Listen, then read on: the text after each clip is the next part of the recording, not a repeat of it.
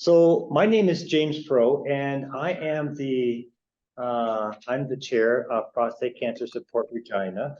You were wonderful enough to elect me to the board, and the board asked me to take on a leadership role.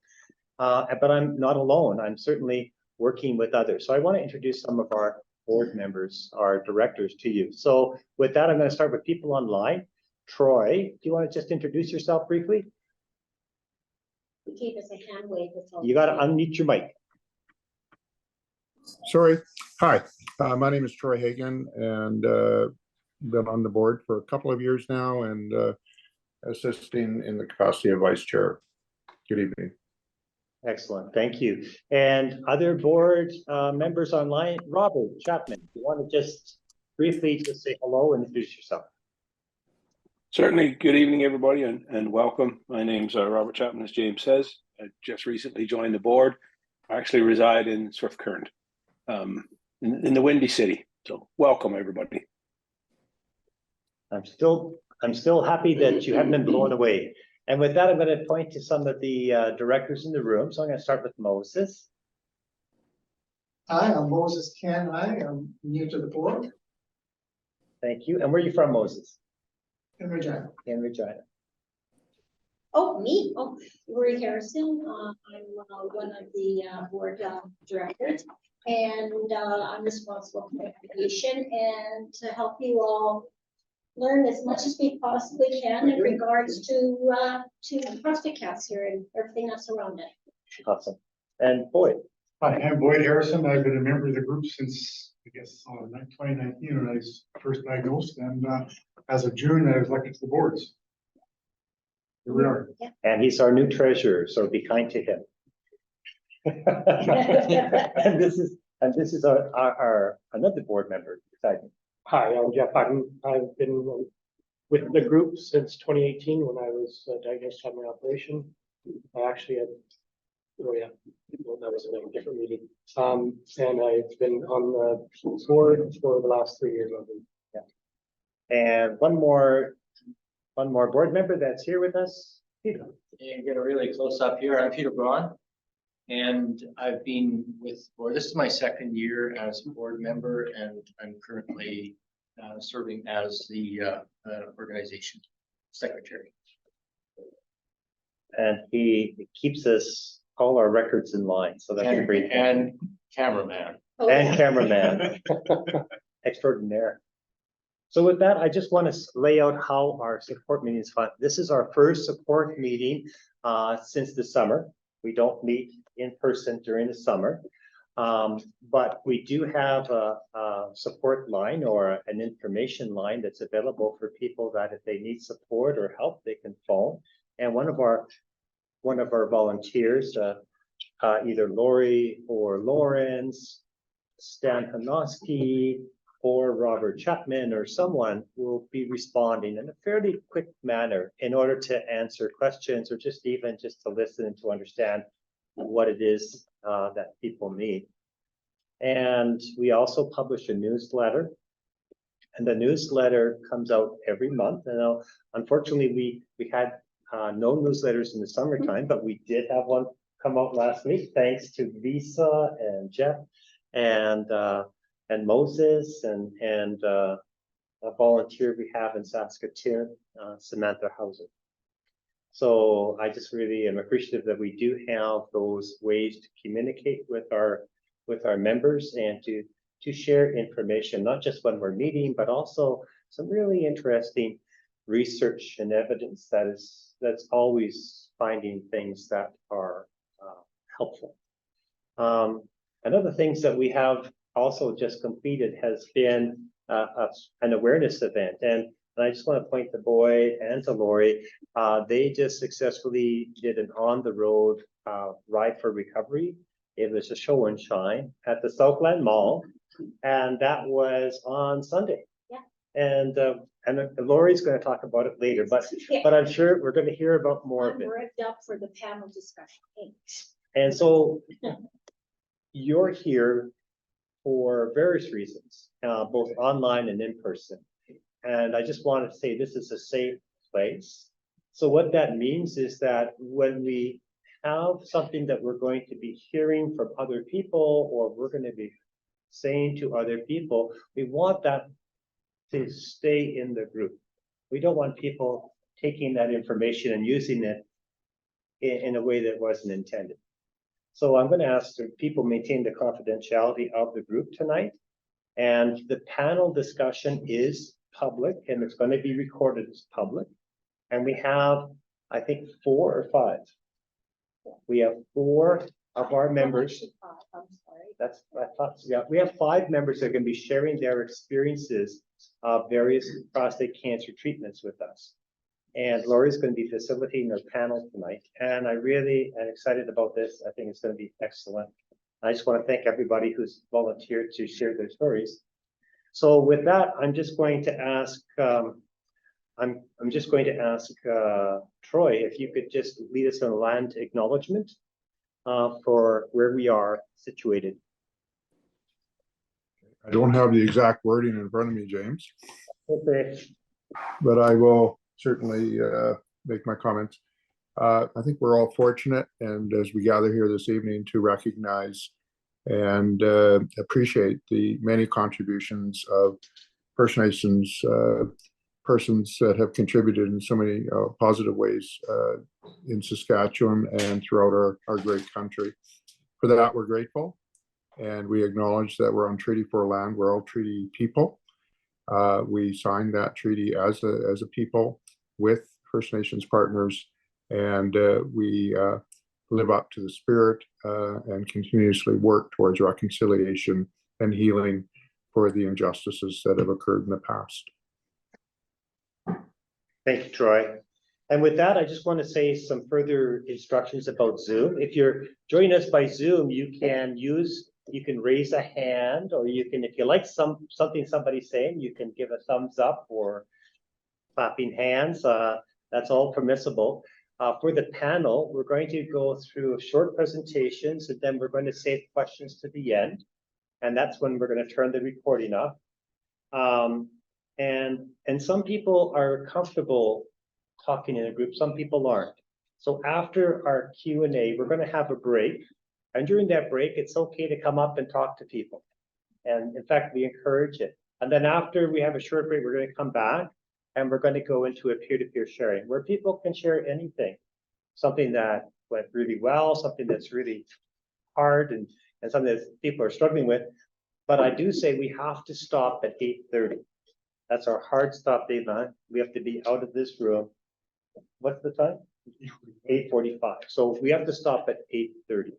So with that, I'm just going to turn it over to Lorrie. And Please, sir, can you put this? I can. Okay. So I am going to be the IT support here. Yes.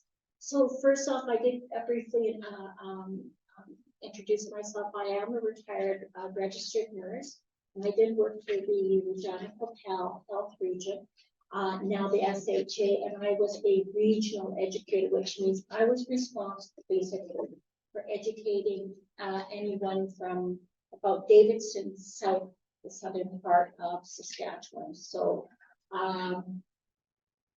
I was told I'm supposed to know my stuff, but hey, I'm always still learning.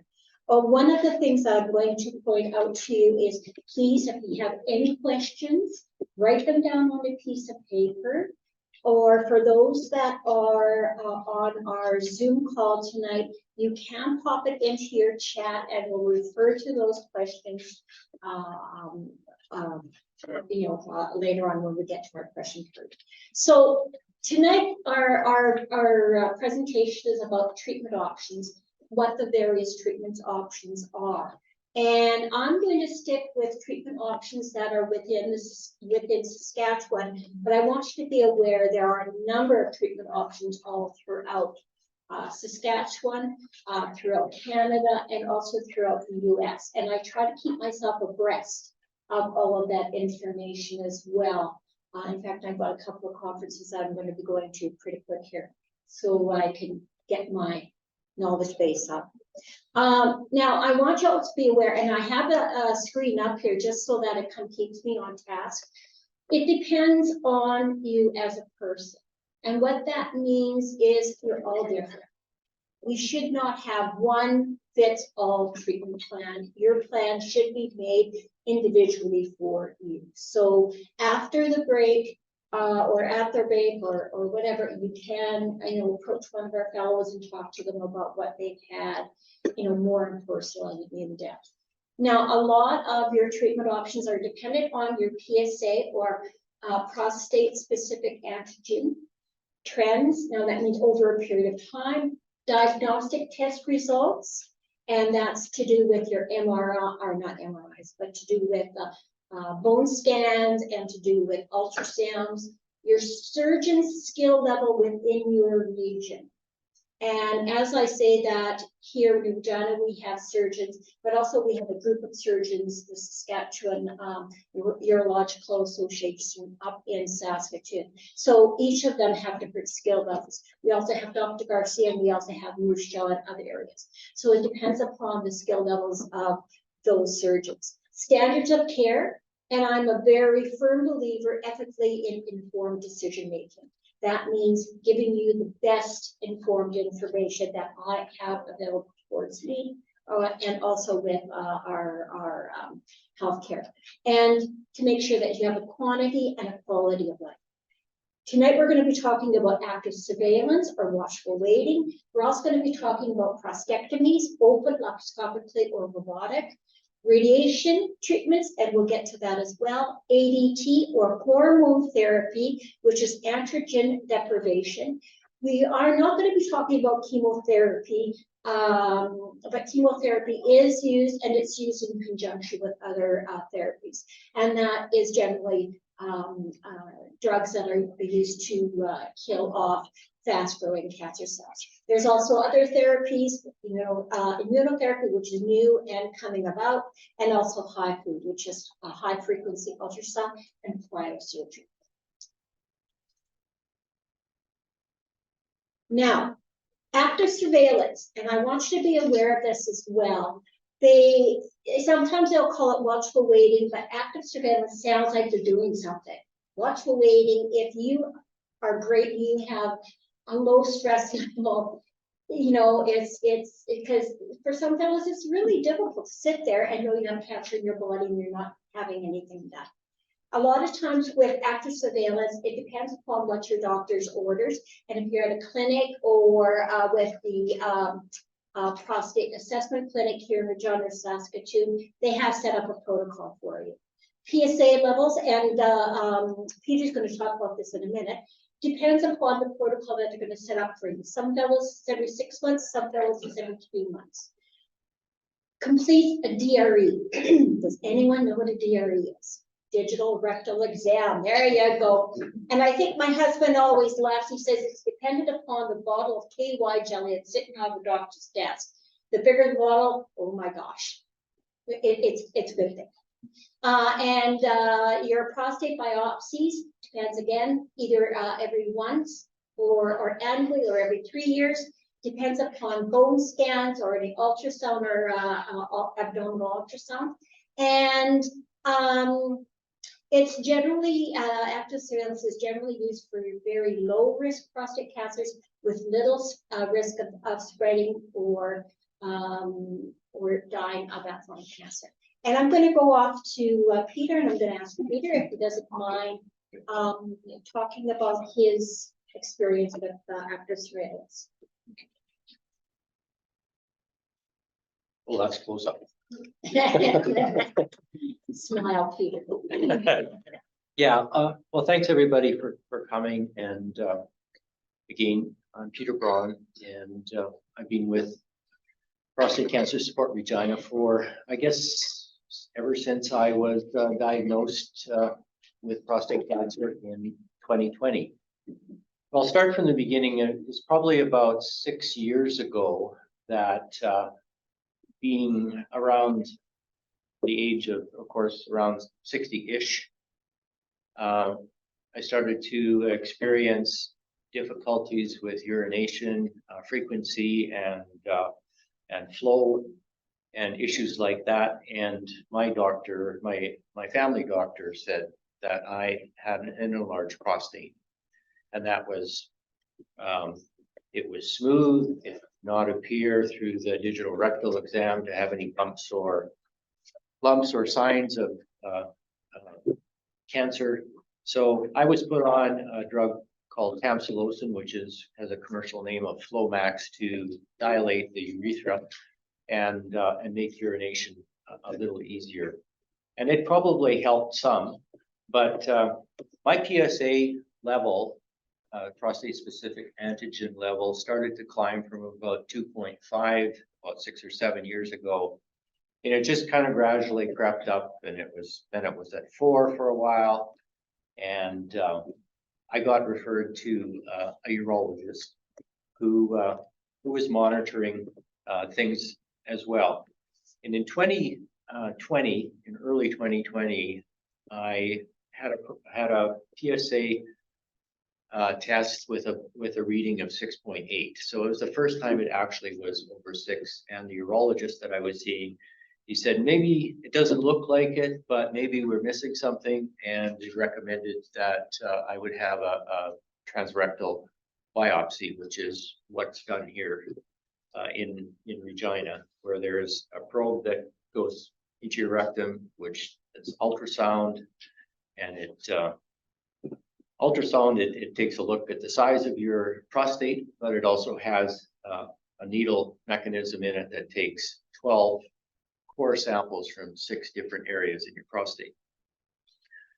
And that was probably not the most pleasant experience that I've ever had, but I thought it was necessary to at least eliminate maybe what some of the options or some of the problems that might exist.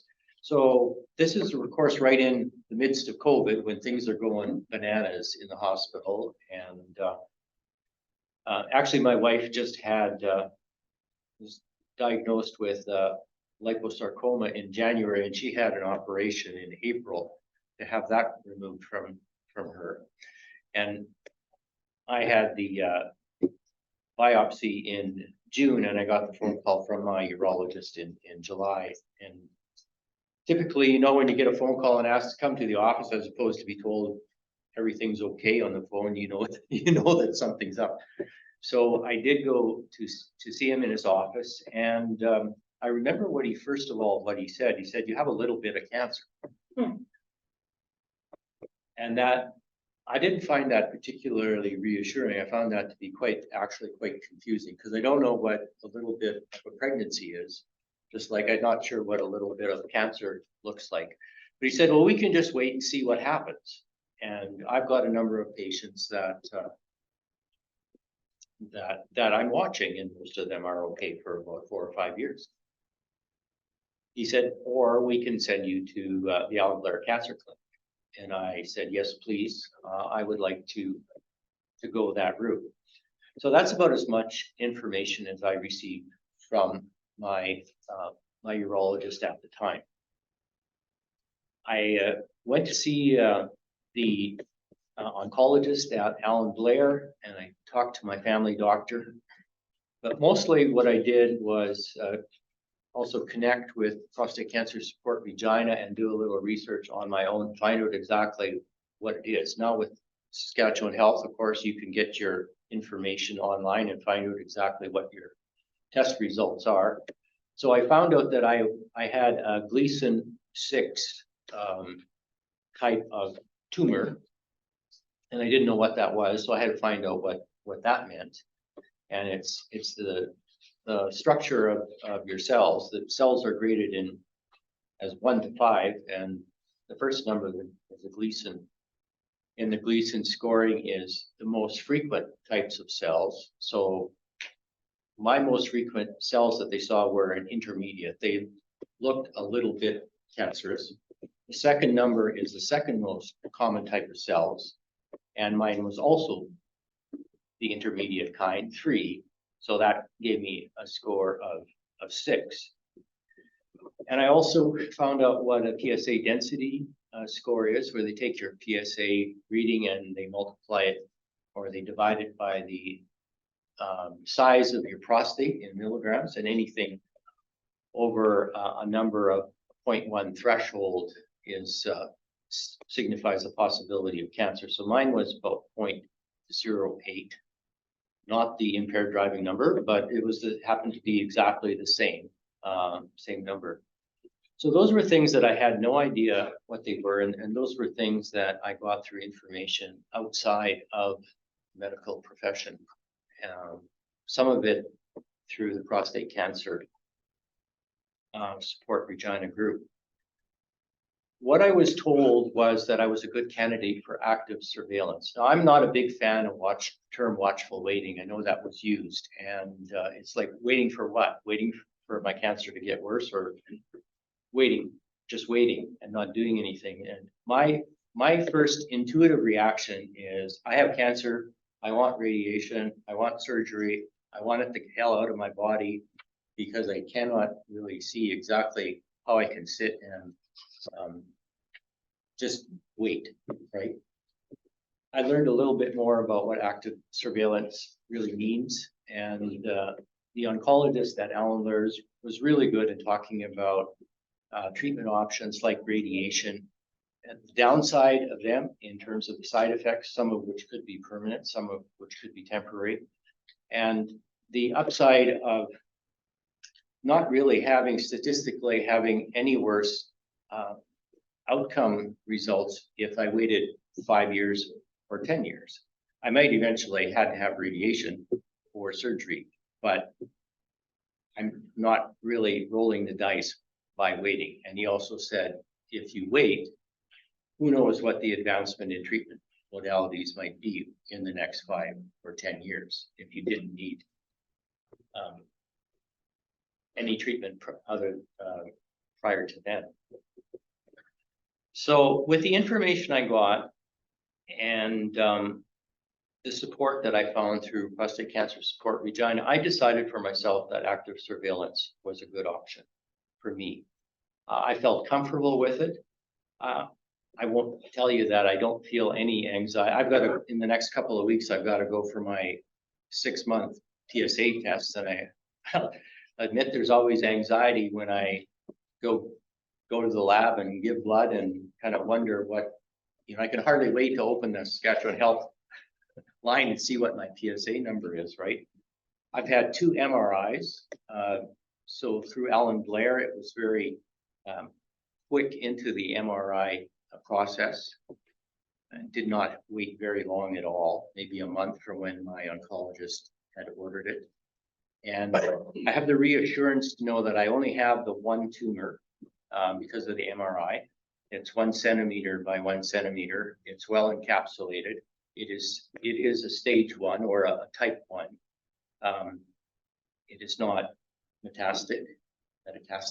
It is not grown into any of the other tissue in the area. So I'm pretty content with the way things are. And my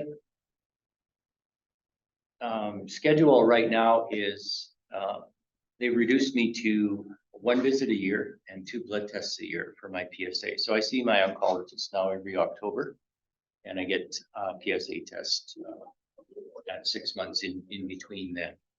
And it is just that if that PSA number changes, then it's the possibility of having another biopsy to see it or another MRI to see if anything has changed. But so far in 3 years, I am stable and content. And I think the biggest thing with active surveillance is managing the anxiety level that can be produced sitting with a cancerous tumor in your body and not actively doing some more invasive intervention process on it. So, and that anxiety level is lessened quite a bit by involvement with this group. And there is even there's a bit of an irony on this whole thing. I changed urologists. I went to see Dr. Garcia in Swift Current. He put me on another drug, that testosterone, which actually shrinks the size of my prostate. So it has now shrunk from 70 ml to 50 ml. My PSA level is now, the last 3 readings have been between 2.4 and 3. So the irony is that had I had him originally and gone on testosterone, I would have never had a biopsy and never known that I had a cancerous tumor. So sometimes I ask myself, do I really belong here? And James won't let me go now because I do the minutes. Yeah. So, but I just hope that by sharing some of that experience, and be happy to talk to anyone else after that is in the kind of midst of making that decision to have an invasive procedure or active surveillance, please feel free to come talk to me. I can definitely give you a little bit more personal sort of spin on things. So with that, I'll just pass. I probably went past my 5 minutes. Yeah, that's okay. What Peter had discussed, I've got a lot of information after, and I know a lot of fellows and people learn visually. So I do have information if you want to explain it a little bit more in depth. I do have that information. So come find me after. Also, Peter was talking about a normal prostate and a large prostate. Please take a little squeeze. That is a normal size of a prostate. Take a squeeze. Check the puppy out. I'm passing around for nothing. And this is an enlarged prostate, which is a benign prostate. Yeah, check it out.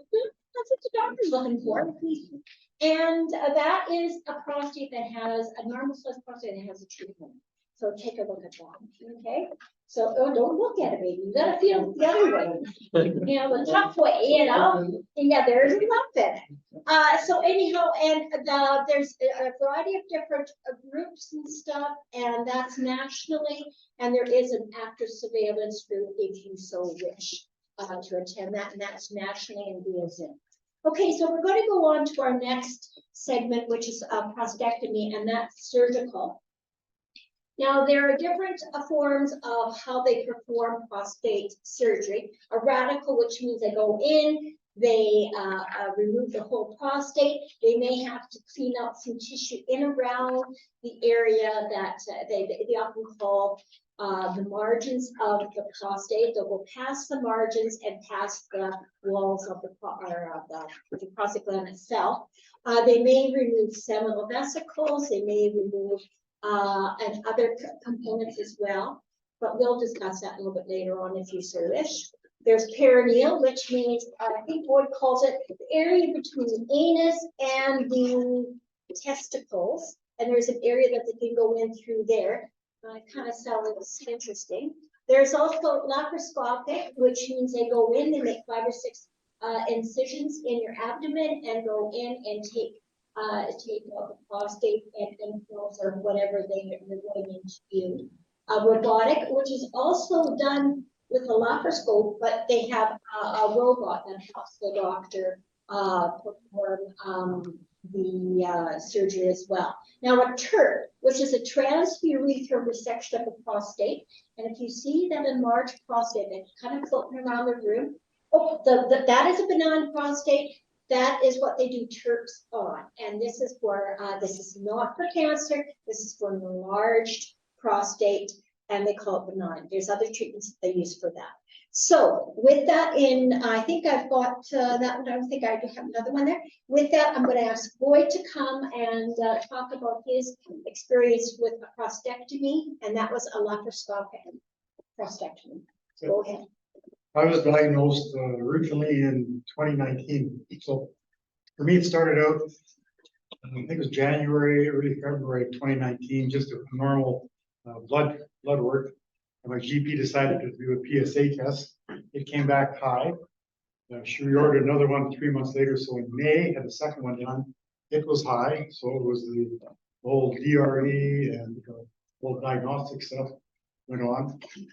Got referred to him to a urologist in Regina. Met with him June of 2019. His recommendation was to go with radiation.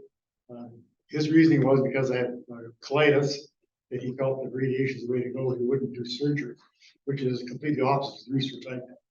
Barring any other exclusion for surgery, because I had colitis, the recommendation that was widely thought through the research I did was that surgery is the way to go for 2 reasons. Number one is that if you have the radiation, surgery is off the table. If you have radiation with my colitis, it would make it worse. So like I said, barring any other physical restriction from birth prevention from taking surgery, that was there to go. But anyway, he referred me to the Alan Blair, to an oncologist. So we met with the oncologist. It was the Friday before Labor Day weekend of 2019. So he came in, we first met with him, and he's kind of dancing the issue, and he felt a little uneasy. And then he kind of just said, he's not a surgeon, he's an oncologist, but he said, after reviewing my case, he said he felt that surgery was the first line of attack as well. And I agreed with him. And we had some discussion about, who I should go see, because there's other surgeons, as I said, in Regina, even in province. So ended up going back to my GP, getting a referral to Saskatoon Urology Group. So that was the very next day, because we were able to get on a cancellation on Saturday. Met with our GP on the Saturday. He sent the whole package up on Tuesday to Saskatoon. Wednesday, I got a call. I had an appointment up there with one of the surgeons for, I think it was 2 weeks later. So I mean, once the ball got rolling, it was just, it really went well. So we met to the surgeon towards the end of September. And there again, he said that he went through my file, and it's his opinion as well as mine that surgery would be the first line of attack. So went away, got a surgery date of November 20th of 2019 for the prostatectomy. And his specialty is a big long one, so I have to think through here. Least invasive laparoscopic oncological prostate removal, or some big long title anyway. But basically, it's laparoscopic prostatectomy, and that's what he teaches at the College of Medicine in Saskatoon. So I figured, yep, this guy should know what he's doing.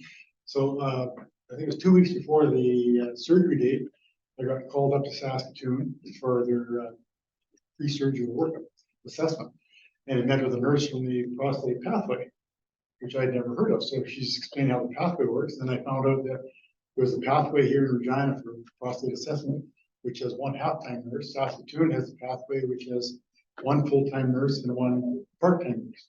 So anyway, so we spent a day up there, going through all the testing and all that, and met with her.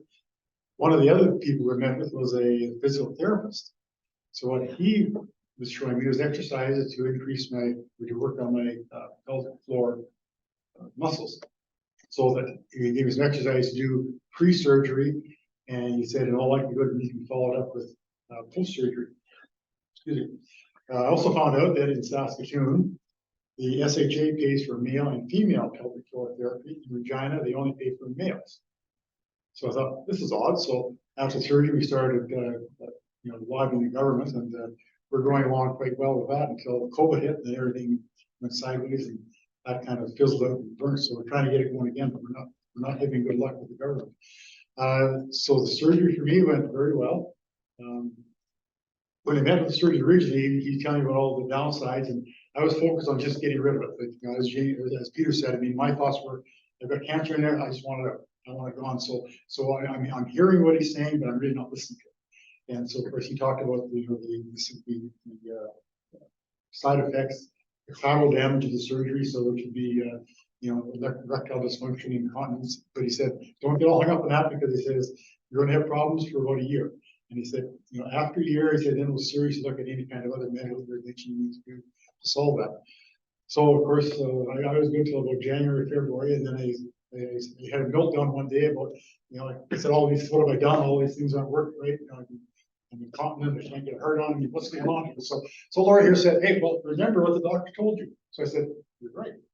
So that's fine. So I called up the pathway nurse up there in Saskatoon, and one thing led to another. We met with the doc. We've got some other treatment options and that, and so everything is working good now. So did the pelvic floor therapy. I had 5 treatments. I paid for them. Got some of the money back to when I retired from the city. I kept the healthcare, but so a little side note here. So that's kind of what we're going on, because I said it's the difference in standard of care between Saskatoon and Regina. And as they call it Saskatoon, they call it the Davidson line.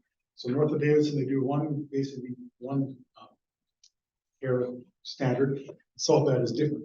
So that's kind of what we've been working with the government, is trying to get it equalized. So the bottom line is, I mean, for me, the surgery was the option, and I'm glad I did, and I haven't looked back. There you go. Thank you. Yeah, you did good. So as Boyd pointed out, there's a couple of problems that you may face with surgery, and that's erectile dysfunction and urinary incontinence. And we can talk more about that. We can, I know I had some fellows that had contacted me about some what they can do in regards to treatments and stuff following. So there are things that we can work with. So find us after, we can talk about that as well. Now, we're going to go into our next piece, which is radiation treatments. And in radiation treatments, I'm going to focus on two specific types of treatment. The external beam, which is up top, and the internal therapy. Now, brachytherapy is generally the internal therapy, and there's other forms that they can do as well, which is the radium-223, but that's different again. The different types of radiation, it's the type of beam, these proton beams, ablation, oh my God.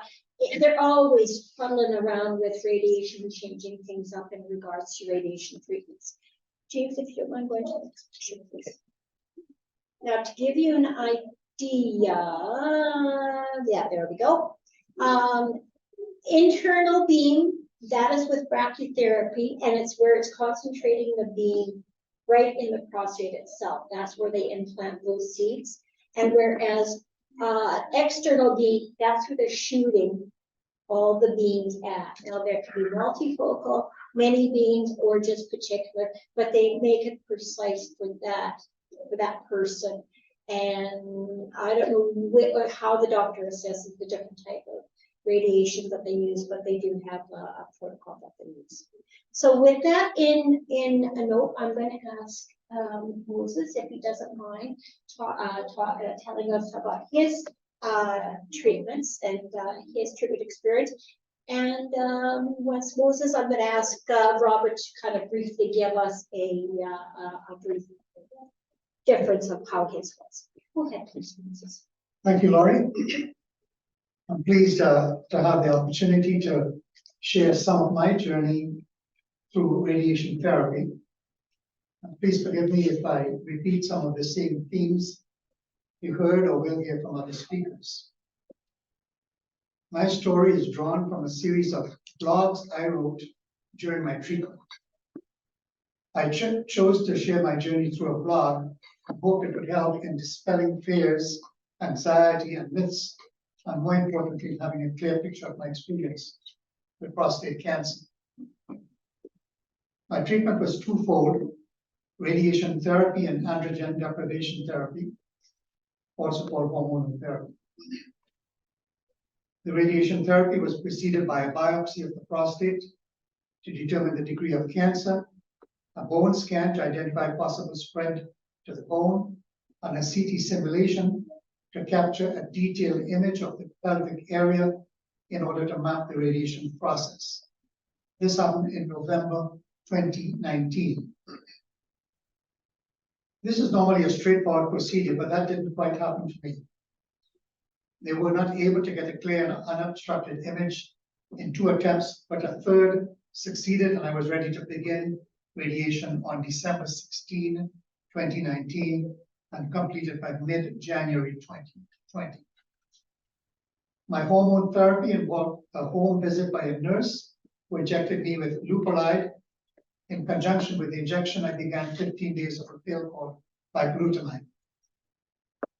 I recall this was a very difficult time for people everywhere. It was Christmas, and a particularly odd time to be attempting to protect against the coronavirus while engaging in treatment for prostate cancer. But one event seemed to reach out to the other in terms of bringing hope and light, and in seeing the world from a slightly different perspective. Following the hormone therapy, I began phase 2 of my treatment, which involved 28 days of external radiation. For my first day of radiation, I checked with reception and was asked to drink 1,500 mils of water in the office before going to the treatment room. I had 15 minutes to complete a tumbler of water. I then went to the radiation waiting room and waited until my name was called.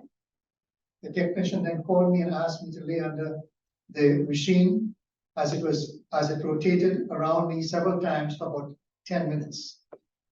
There was no pain or discomfort.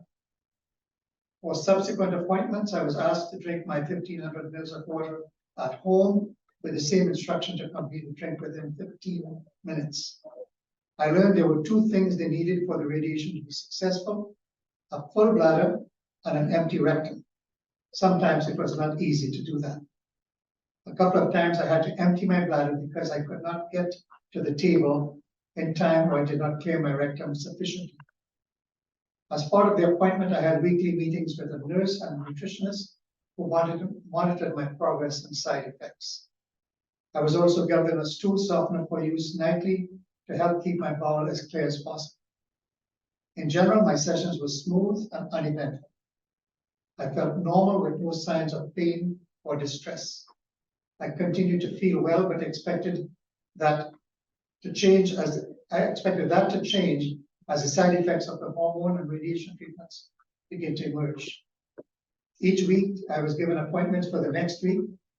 They were at different times, but still allowed me to plan my day. All my appointments were over Christmas and to the end of January 2020. Typically, I was asked by family and friends how my treatment was and how I was feeling. The answer to both was simple. My radiation treatment was progressing very smoothly, and I was feeling well.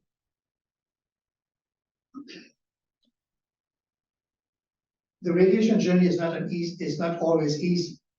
Any form of cancer treatment is accompanied by a long list of possible side effects. A patient may not experience all of these, but almost certainly will experience some. I was reassured when I learned that my oncologist would check in with me approximately every 6 months for 5 years. I was blessed to have an excellent oncologist, and that gave me much comfort. Follow-up by the oncologist is mainly to ensure my PSA is at an acceptable level. I am pleased my cancer is clear and my PSA is consistently well within the acceptable range. I continue to take quarterly lab tests, and they show acceptable PSA numbers. That effectively is the primary indicator of a successful prostate cancer treatment. Going through prostate cancer treatment and living with the side effects is not an issue for the patient only. It is very much so an experience that is shared by one's partner and the entire family. I now look back at the past 3.5 years, the treatment period before that, with relief, gratitude, and hope. I'm totally in awe of the service of the Saskatchewan Cancer Agency, and I'm thankful to the technicians, nurses, social workers, and other medical staff. They all make a frightful disease seem manageable and tolerable. I am grateful that I joined the very caring and supportive community of Prostate Cancer Support Regina, and thank members for helping me and all patients and families on their journeys with prostate cancer. Thank you for giving me this opportunity to share my journey. Thank you very much, Moses. Robert? Yes, ma'am. Robert, can you Yeah, I'm here. differences with your treatment as compared to Moses?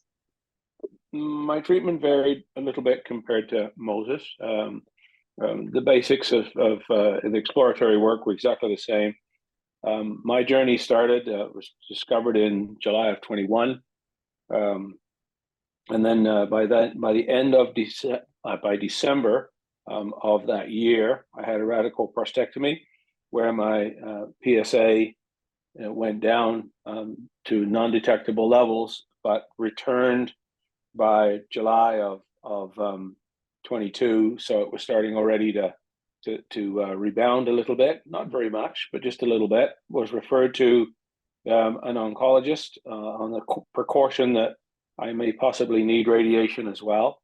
So the levels continued to climb, very small amounts, but they continued to climb, and I was given the option to take radiation rather than wait to see what would happen.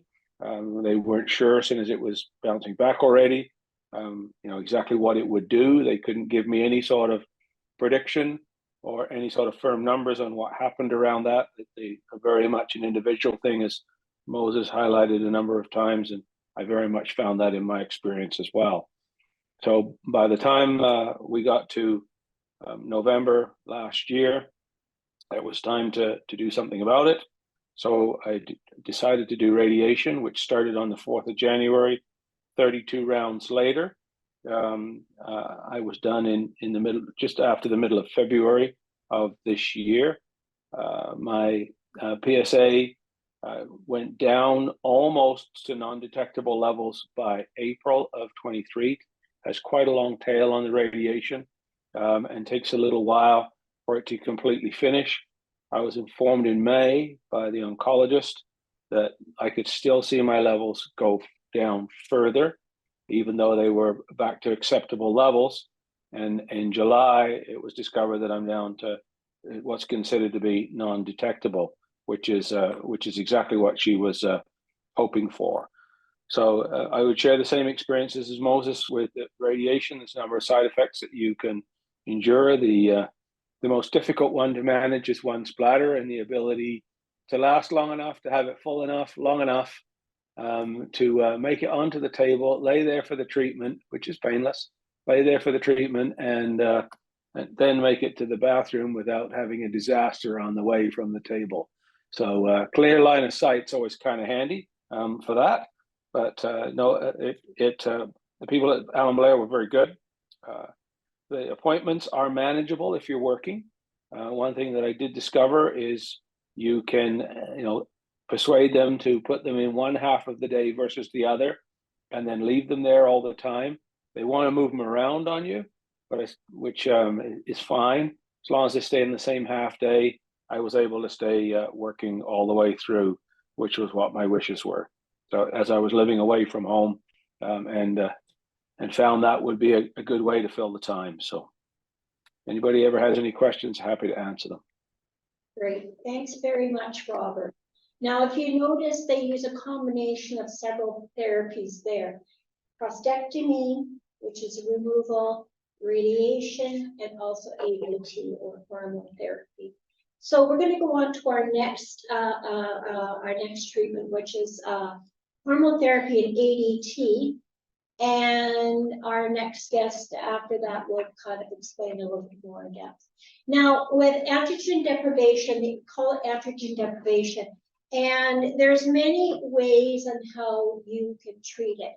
The first one seemed rather callous and cold. It's where they literally remove the testicles. And that I've only met one fellow that's had a surgical castration.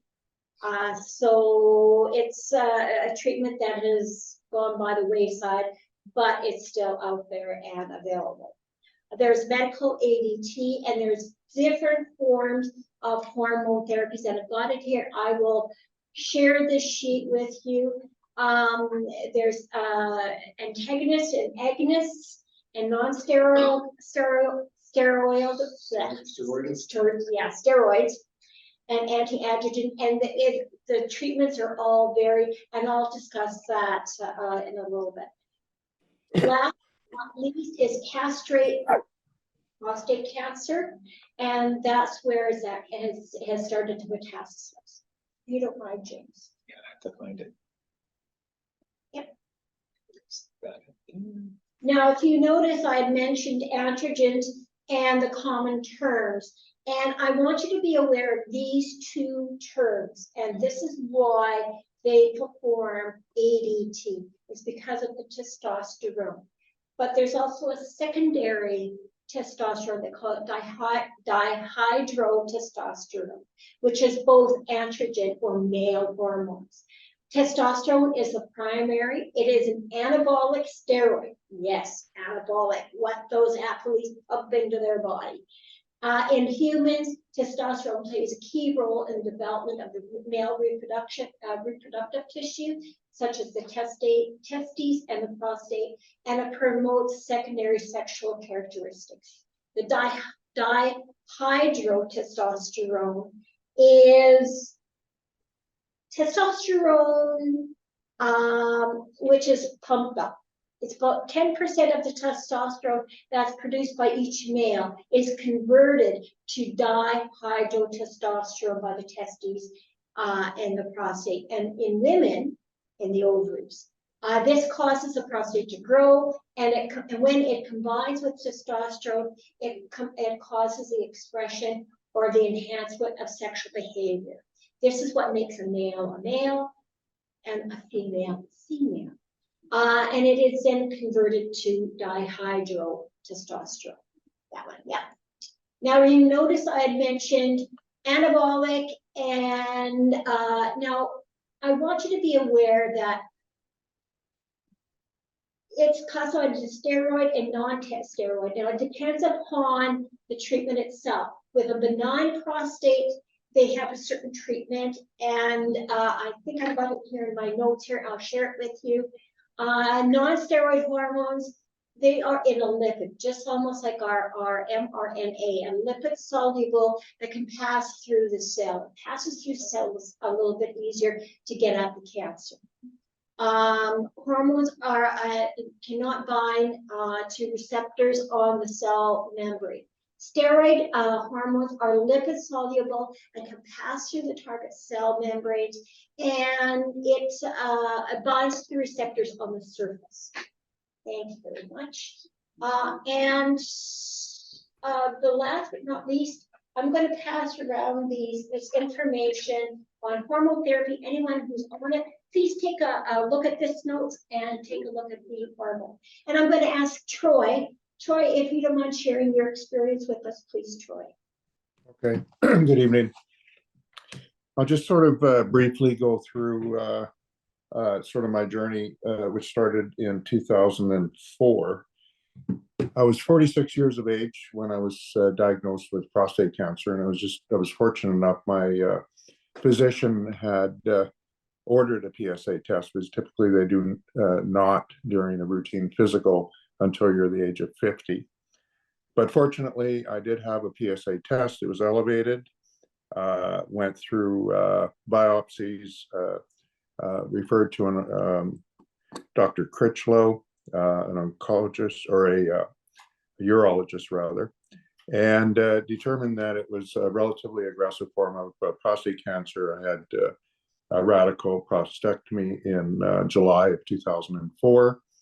PSA was ultimately undetectable for a period of about 6 months, and then surfaced again, which we've heard in other presentations. And as a result of the rapid rising PSA, I was given radiation treatment in 2005. It eradicated the PSA somewhat, but never did bring it back down to zero. As long as your PSA numbers are elevated, there's a presence of cancer. So I was being checked every 6 months following radiation in 2005, and it was creeping up slowly. But the rule of thumb is, if the PSA, once you've gone through and we're at where I was, if it doubles within 1 year, it's extremely problematic. But it was creeping up, but it hadn't doubled. In 2017, I was diagnosed with esophageal cancer and had major surgery whereby the majority of my stomach and esophagus was removed. I was given chemo and radiation after that simultaneously. After that year-long regime and treatment, my PSA went down to zero. So I was feeling quite, I thought if there was a blessing with having this last bout of cancer, perhaps it's eradicated once and for all my prostate cancer. So it held for about a year, and then it once again surfaced and was rising. In 2019, it was present again. And between 2021 and 2022, it had doubled. So referred back once again to the, although I never really left the Alan Blair, but back for prostate cancer.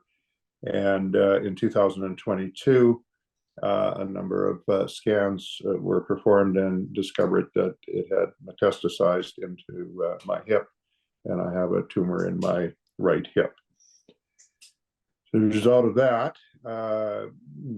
once you've had radiation in an affected area, you cannot have radiation again. So I was advised, and I believe that to be true. So there was very little, the treatment options begin to diminish through time.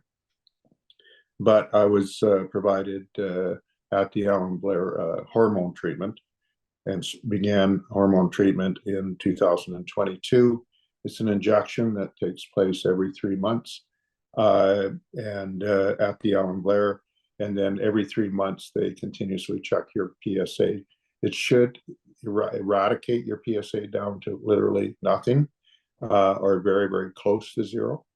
And it had originally, but then unfortunately, in this year, it had gone up again. So, which is indicating the hormone therapy that I was on, the regime that I was on, was not effective as it should be.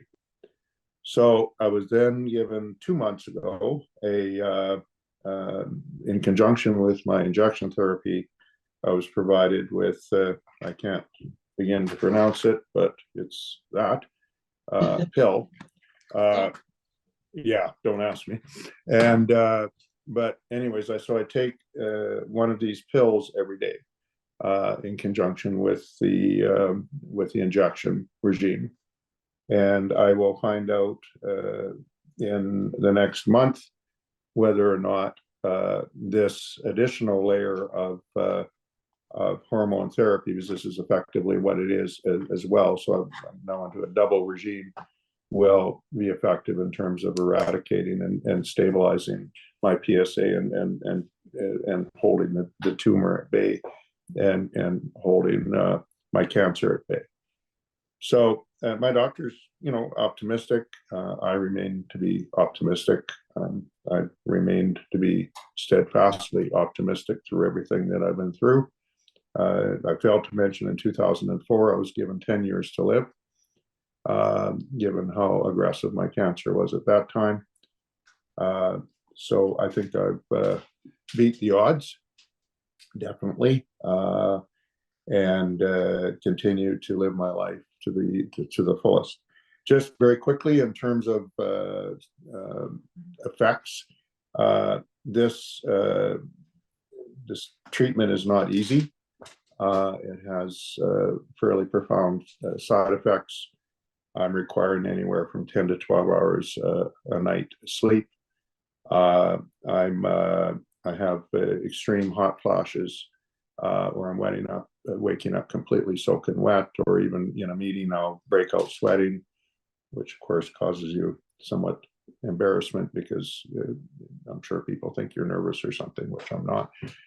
So, however, I'm managing it. I was given a medication to manage the hot flashes, which I've come off of it because I was extremely ill this spring as a result of the side effects of that medication, whereby I was throwing up 10 to 20 times a day and incapable of doing any physical activity whatsoever.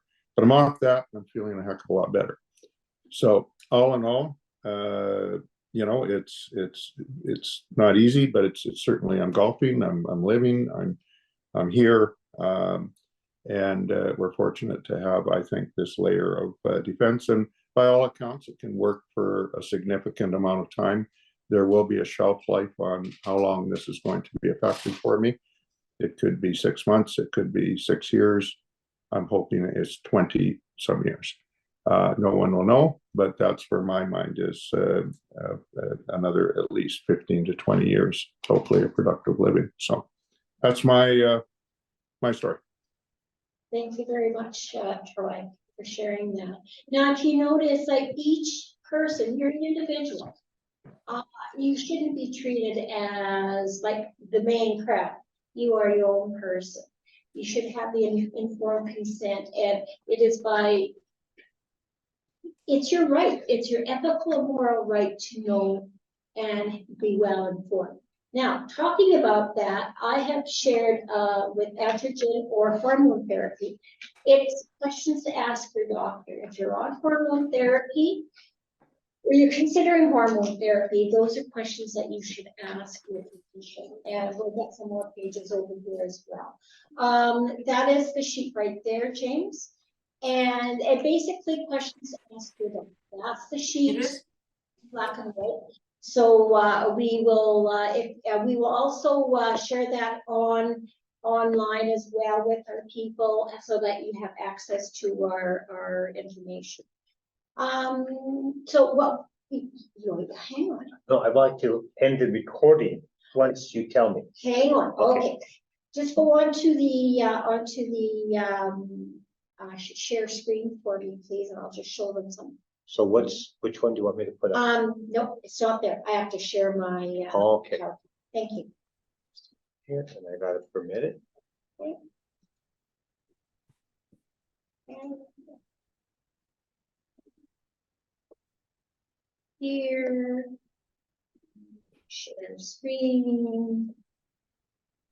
Come on, baby. There we go. Oh, is that up there? And after this shared screen, we're going to take a short break and then we're going to come back for our peer share. Okay, how do I get that up there again, James?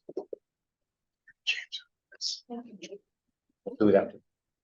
How do I get my presentation? You have to have your presentation already operating on your Yeah. laptop, and you have to go share screen and then choose the window where it's operating and hit share.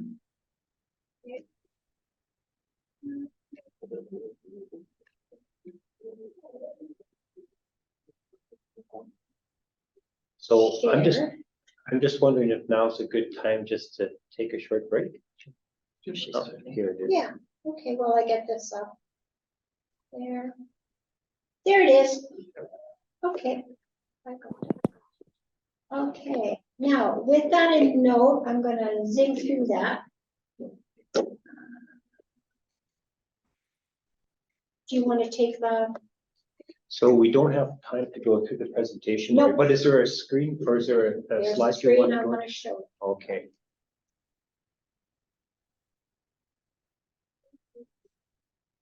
Okay, the screen I want to show everyone is the Prostate Assessment Center, and there are nurse navigators that are available for our people, or for patients in Saskatchewan. And this is the website that you can go on to. You will find it under the surgical pathway. Is that Saskatchewan or Regina or Saskatoon? That is Saskatchewan, that's the SHA. It's also available on the SHA's main website as well. Yeah. Under different pathways. There's about 8 different pathways under the SHA website, and the prostate assessment pathway is one of them. There you go. That's what it looks like. Is the pathways. That's surgical. And it is Under prostate cancer. Prostate I cancer. can't see it. Oh, there it is. There it is. Good.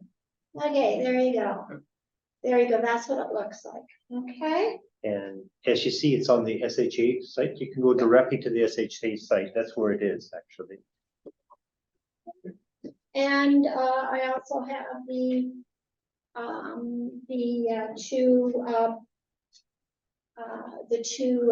addresses and the phone numbers for our prostate assessment nurses. That's Mickey, who's in Regina. That is her email address, and that is her phone number. That is, and Nicole is in Saskatoon. That is her phone number and her email address, and she's in St. Paul's, Pasqua, St. Paul's. There you go. All right. Thank you. With that, I'm going to end the recording. And I just want to say that one other resource that everybody mentioned was the support group, about how important that was in their decision making, but also their support of seeking support, finding support, offering support. And we are fortunate that we've been around for more than 20 years. And we were the only prostate support group in Saskatchewan that remained gathering and supporting people by this during COVID when we were locked out. And our first time back in person was in May. So we're just rediscovering what it means to be in a room together. This year? May of this year, yeah. So, but we were meeting online. So we're offering both now. And starting next month, we're actually going to be transitioning back to the Saskatchewan Cancer Agency on Parliament Avenue in Harbour Landing. And that's where we were meeting before we were all shut down in March of 2020. So with that, I just want to say, let's take a short break.